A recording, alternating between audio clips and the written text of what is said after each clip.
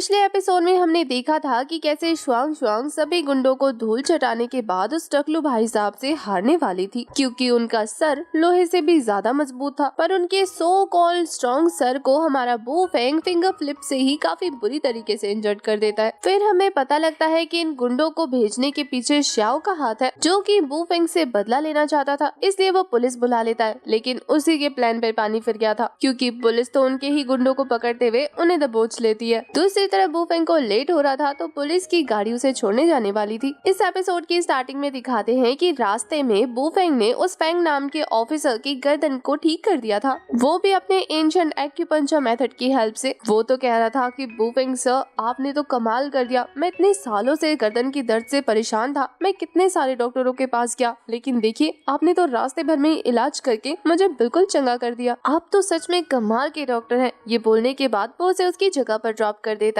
जाने से पहले बू फेंग कह रहा था कि इसमें कोई बड़ी बात नहीं है, पर हाँ याद से एक्सरसाइज करते रहना, इससे तुम्हारी गर्दन कभी दोबारा नहीं दुखेगी। ऑफिसर फेंग तो इतना ज्यादा खुश हो जाता है, वो कहता है कि भैया अगर आपको किसी भी चीज की जरूरत हो ना तो बेझिझक मुझे कॉल कर लेना, फिलहाल मैं चलता हूँ, नहीं तो आपकी भतीजी मुझ पे बहुत ज्यादा गुस्सा करेगी। उसके जाने के बाद बू फेंग के नंबर पर एक अननोन नंबर से कॉल आता है। उसके कॉल पिक करने के बाद उसे पता लगता है कि ये तो उसकी खूबसूरत गर्लफ्रेंड जो लिन लिन है, जिसे वो इतने दिनों से कांटेक्ट करने की कोशिश कर रहा था, लेकिन ना तो वो उसे मिल रही थी और ना ही उसका फोन लग रहा था। वो बहुत ज्यादा परेशान होते हुए पूछता है कि लिन लिन, क्या तुम्हें कुछ हुआ है? इतने दिनों से कहाँ हो तुम, और तुमने अपना नंबर चेंज कर लिया है क्या? मैडम तो सामने से एटीट्यूड दिखाते हुए कहती है कि मुझे ढूंढने की कोई जरूरत नहीं, मैं तुम्हें नहीं बताने वाली कि मैं कहाँ पर हूँ, क्योंकि अब से हम ब्रेकअप करते हैं। उसकी बातें सुनने के बाद तो बू फेंग अपसेट होते हुए कह रहा था कि ये तुम क्या कह रही हो। सामने से लिन लिन मुस्कुराते हुए कह रही थी कि क्या तुम्हें इंसानी भाषा समझ नहीं आती है? मैंने कहा कि आज से हम दोनों ब्रेकअप कर रहे हैं, और इसका मतलब ये है कि आज से ना तो तुम्हारा मुझसे कोई लेना देना है और ना ही मेरा तुमसे कोई लेना देना है। बू फेंग तो बहुत ज्यादा परेशान होते हुए कह रहा था कि एटलीस्ट मुझे रीजन तो बताओ कि तुम ब्रेकअप क्यों करना चाहती हो। वो तो चिढ़ते हुए कहती है कि तुम्हारी हिम्मत कैसे हुई मुझसे रीजन पूछने की? क्या तुम्हें मेरा नया फोन नंबर दिखाई नहीं दे रहा क्या? ये नंबर और ये नया फोन मुझे मिस्टर मा ने गिफ्ट किया है। वैसे तो हमारे नॉर्मल वर्ल्ड में इसे आईफोन कहते हैं, लेकिन ये एनिमे वर्ल्ड है इसलिए इसे फ्रूट फोन कह रही है, वो भी 3rd जनरेशन का लेटेस्ट। वो तो बू फेंग के ऊपर हंसते हुए कह रही थी कि तुम्हें इसका रेट पता है कि ये कितना ज्यादा कॉस्टली है? ये 3 लाख का फोन है, जिसके बारे में तुम लेना तो दूर की बात है,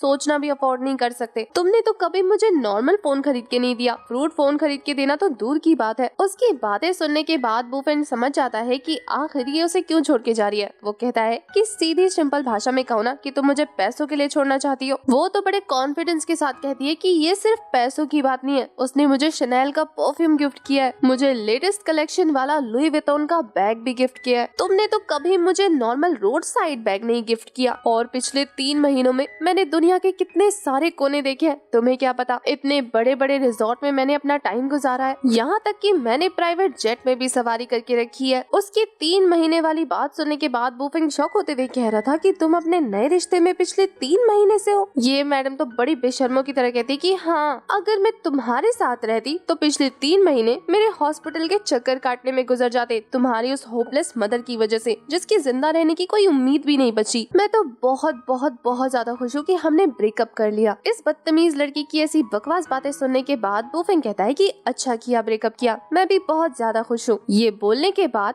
वो भी फोन रख देता है और इधर ये मैडम तिलमिलाने लगती है। वो तो गुस्से से टेबल पर हाथ पटकते हुए कह रही थी कि आखिर इसकी हिम्मत कैसे हुई, इसने मेरे मुंह पर फोन काटा, और इसका मतलब क्या था कि मैंने अच्छा किया जो ब्रेकअप किया? ये कहना क्या चाहता है कि मैं इसके लिए अच्छी नहीं थी? उसे इस तरीके से गुस्से से तिलमिलाता देखकर उसका नया पैसे वाला बॉयफ्रेंड मिस्टर मा आकर कहता है कि क्या हुआ मेरी प्रिंसेस को इस तरीके से गुस्सा क्यों है? कौन है वो बदतमीज जिसने तुम्हें गुस्सा दिलाया? लिन लिन जाकर छोटे बच्चे की तरह उसका हाथ पकड़ते हुए कह रही थी कि मिस्टर मा, आप यहाँ आ गए? अच्छा ये तो मेरा वो एक्स बॉयफ्रेंड है जो मुझे फोन करके परेशान कर रहा था। मैं तो खुश हूँ कि मैंने उसके साथ ब्रेकअप किया और मैं अब आपके साथ हूँ। मिस्टर मा तो कहता है कि तुम्हें उसके बारे में सोचने की कोई जरूरत नहीं है, अगर दोबारा उसने तुम्हें परेशान करने की कोशिश की तो मैं उसे देख लूंगा। फिलहाल तो तुम्हारा मूड इतना खराब हो गया है तो क्यों ना हम चल के डिनर कर ले, तुम्हारा मूड सेट हो जाएगा। दूसरी तरफ हमें बू फेंग को दिखाया जाता है जो जियांग नैनन रेस्टोरेंट के VIP रूम में आया था उसके दोस्त के बुलाने पर। वेट्रेस उसे काफी ज्यादा पोलाइट पोलाइटली अंदर रिसीव करते हुए कह रही थी कि आप यहाँ से जाते हुए हमें रेटिंग जरूर देकर जाना। वुफेंग तो स्टाफ से कहता है कि जाते हुए रूम का दरवाजा मत बंद करना, मैं किसी का इंतजार कर रहा हूँ। तभी चाय पीते हुए उसे मिस्टर डोंग का कॉल आ जाता है, जिसके बेटे को उसने बचाया था और उन्होंने प्रॉमिस किया था कि वो हर सिटी में अपने ओपन होने वाले एक रेस्टोरेंट में से एक रेस्टोरेंट हमारे वुफेंग के नाम कर देंगे, क्योंकि उन्होंने उनकी पीढ़ी जो बचाई है। वुफेंग को वो कॉल करके पूछते हैं कि आखिर तुम कहाँ हो। वुफेंग बता देता है कि वो जियांग नैनन रेस्टोरेंट के वीआईपी रूम में है, दरवाजा ओपन है, मिस्टर डोंग आ सकते हैं। मिस्टर डोंग भी इस बात को सुनने के बाद काफी ज्यादा खुश होते हुए कह रहे थे कि कितना बड़ा कोइंसिडेंस है ना, जियांग नैनन रेस्टोरेंट असल में मेरा ही रेस्टोरेंट है, तो तुम वहाँ एंजॉय करो, मैं आसपास ही हूँ, तो मैं थोड़ी देर में वहाँ पहुँच जाऊंगा और फिर आकर तुमसे कुछ पेपर साइन करवाने हैं। ये बोलने के बाद वो तो काफी ज्यादा एक्साइटेड लग रहे थे। दूसरी तरफ वुफेंग के हाथ से उसकी चाय की प्याली गिर जाती है टेबल पे, तो वो वहाँ पे रखे हुए कपड़े से उस टेबल को साफ करने लगता है। कोइंसिडेंटली तभी उसी टाइम पे मिस्टर मा अपनी न्यू गर्लफ्रेंड यानी कि लिनलिन के साथ उसी वीआईपी रूम में एंटर हो रहे थे। लिनलिन तो वुफेंग को टेबल की सफाई करता देखकर काफी हैरान होकर कहती है कि वुफेंग तुम यहाँ पर। वुफेंग भी उसे देखने के बाद ही फुल्ली चौंकते हुए कह रहा था कि तुम यहाँ पर क्या कर रही हो। वो तो मुस्कुरा कर बताते हुए कह रही थी कि मैं अपने बॉयफ्रेंड के साथ यहाँ पर डिनर करने आई हूँ, लेकिन तुम इस वीआईपी रूम में क्या कर रहे हो। मिस्टर मा कहते हैं कि क्या तुमने इस लड़के की हालत नहीं देखी, देखकर लग नहीं रहा कि ये यहाँ का वेटर है। लिन अपने टेस्ट को देखो, तुम्हारा टेस्ट पहले कितना खराब था,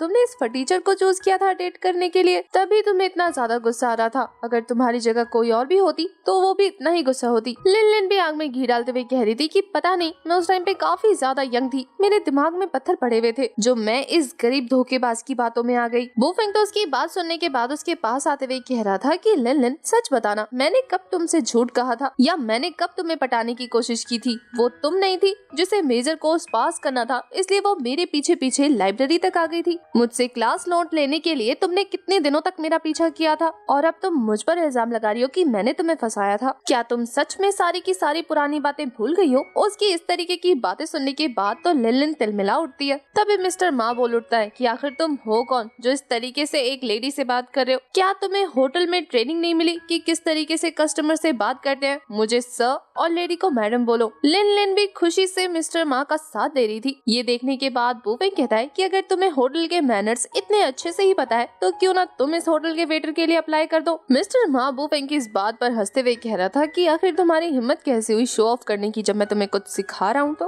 अगर मैंने इस बार तुम्हें कुछ नहीं कहा तो इसका रीजन यही है कि लिन मेरे साथ है, इसलिए मैं तुम्हें एक और मौका देता हूँ। मेरे जूते पर काफी ज्यादा गंदगी लगी है, कपड़ा लो और इसे साफ करो। वुफेंग उसकी बात पर हंसते हुए कह रहा था कि तुम्हारी कलाई में क्या मोच आई हुई है, खुद क्यों नहीं साफ कर लेते, कपड़ा तो साइड में पड़ा है। लिन चिढ़ते हुए कह रही थी कि आखिर तुम्हारी हिम्मत कैसे हुई, एक वेटर होकर इस तरीके से गेस्ट से बातें कर रहे हो। तुम्हें पता है मिस्टर मा यहाँ के रेगुलर कस्टमर है, उनकी पर्सनैलिटी यहाँ पर रेपुटेटेड मानी जाती है, तो एक वेटर होने के नाते अगर तुम उनके जूते साफ कर दोगे तो इसमें क्या बिगड़ जाएगा। मिस्टर मा तो वुफेंग के कपड़े देखते हुए कह रहा था कि तुम्हारे कपड़े रेगुलर वेटर से अलग है, इसका मतलब ये है कि तुम्हारी जॉब टेम्पररी है। मैं इस होटल के ओनर को बहुत अच्छे से जानता हूँ, तो अगर तुम मुझे सेटिस्फाई करो अपने काम से तो मैं तुम्हारी सिफारिश लगा दूंगा। मेरे एक बार कहने पर तुम इस होटल के रेगुलर एम्प्लॉय बन जाओगे। इसलिए यंग मैन अपनी बातों से गेस्ट को नाराज मत करो, अपनी इस अपॉर्चुनिटी का फायदा उठाओ, हो सकता है मेरे जरिए तुम्हारी किस्मत बदल जाए। ये सुनकर तो लिन कहती है कि देखा तुमने मिस्टर मा कितने ज्यादा अच्छे हैं, तुम्हारे लिए कितने ज्यादा जेंटल है, जो तुम्हारी सिफारिश लगाने की बात कर रहे हैं। ये होता है इंसानों के बीच का गैप, वो पैसे वाले हैं लेकिन घमंडी नहीं है, इसलिए अपनी जेलसी को साइड में रखो और इस मौके का फायदा उठाओ। वुफेंग तो कह रहा था कि अच्छा ये दयालुता है तुम्हारे लिए, तो ठीक है, मैं भी काफी देर से पोलाइट बनाऊं, निकलो मेरे रूम से, मुझे तुम लोगों के साथ बहस करके अपना मूड और नहीं खराब करना। वैसे भी अगर मैं तुम्हारे साथ यहाँ नजर आया तो मेरा लेवल नीचे गिर जाएगा। अब तक इतनी देर से जो मिस्टर मा अच्छा बनने का नाटक कर रहा था,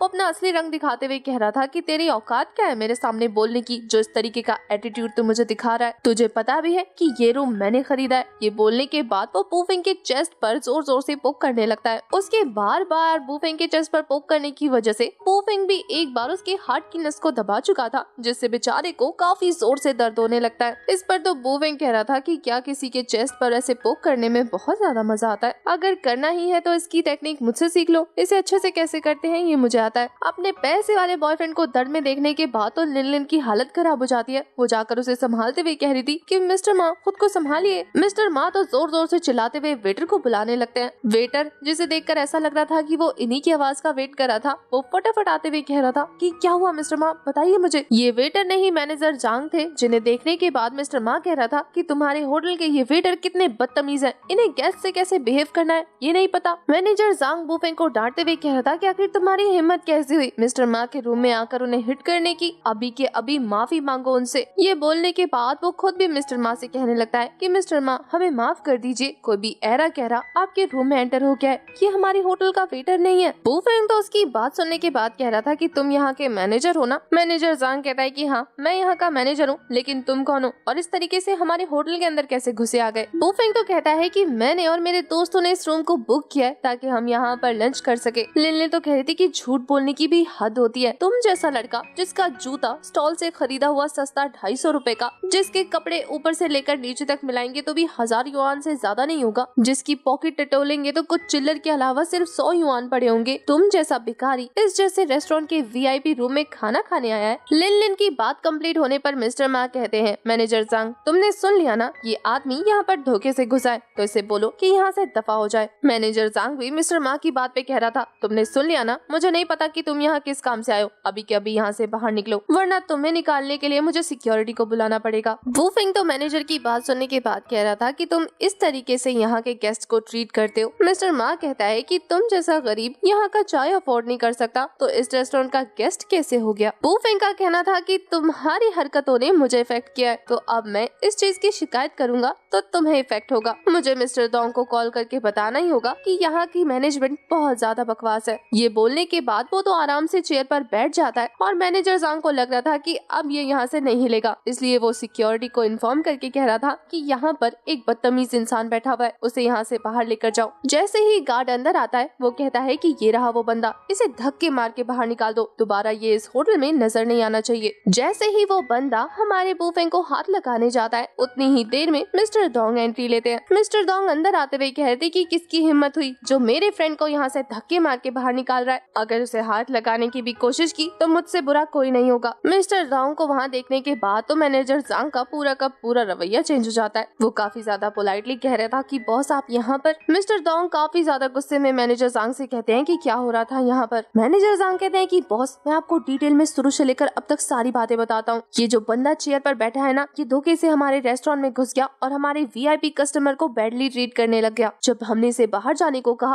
तो ये हमारे ऊपर ही चढ़ने लग गया, इसलिए मजबूरन हमें गार्ड को बुलाना पड़ा इसे बाहर निकालने के लिए। बॉस आप फिक्र मत कीजिए, हम सिक्योरिटी की हेल्प से इसे 2 मिनट में धक्के मार के यहाँ से बाहर निकाल देंगे। मैनेजर जांग के मुंह से इस तरीके की बातें सुनने के बाद तो मिस्टर डोंग को गुस्सा आ जाता है और वो एक जोरदार तमाचा मैनेजर जांग के गाल पे चढ़ देते हैं, ये कहते हुए कि पहले मैं तुझसे तो निपट लूं, आखिर तुम्हारी हिम्मत कैसे हुई डॉक्टर ये पर इस तरीके के इल्जाम लगाने की और उनके साथ इस तरीके की बदतमीजी करने की। डॉक्टर ये नाम सुनने के बाद तो मैनेजर जांग के चेहरे का रंग बिगड़ जाता है। वो कह रहे थे कि ये है डॉक्टर ये। मिस्टर मा जो अब तक इतनी लंबी फेंक रहा था कि वो यहाँ के ओनर को जानता है, वो जाकर मिस्टर डोंग से हाथ मिलाने की कोशिश कर रहा था। मिस्टर डोंग तो उसे इग्नोर करते हुए कह रहे थे कि क्या मैं तुम्हें जानता भी हूँ। ये बोलकर वो सीधा बुफेंग के पास जाकर कहता है कि मुझे माफ कर दीजिए डॉक्टर ये, मैं ट्रैफिक जाम में फंस गया था और मेरे पीठ पीछे आपके साथ इतना कुछ हो गया। मैनेजर जांग को पता था कि अब उसकी खैर नहीं, वो तो कह रहा था कि बॉस 1 मिनट दीजिए, मैं खुद को एक्सप्लेन करना चाहता हूँ। मिस्टर डोंग तो कहते हैं कि अब मैं तुम्हारा बॉस नहीं हूँ, मुझे बॉस कहने की जरूरत नहीं, असल में ये रेस्टोरेंट अब मैं डॉक्टर ये को देने वाला हूँ, तो आज से तुम्हारे नए बॉस डॉक्टर ये है। ये बोलने के बाद वो फटाफट अपना सूटकेस ओपन करते हुए ट्रांसफर पेपर सबको दिखाते हुए कह रहे थे कि आज से इस यांग नैनन रेस्टोरेंट का ओनर और कोई नहीं बल्कि ये बुफेंग है। ये सुनने के बाद तो वहाँ मौजूद सभी के सभी काफी ज्यादा शॉक रह जाते हैं, उनके लिए तो ये बात यकीन कर पाना बहुत ज्यादा मुश्किल था। वहीं मिस्टर डोंग ये बुफेंग से कहते हैं कि मुझे पता है कि तुम इस चीज के लिए रेडी नहीं रहोगे, लेकिन पेपर्स बन गए हैं, अब बस तुम्हें साइन करना है, मैंने अपनी तरफ से सिग्नेचर कर दिए हैं।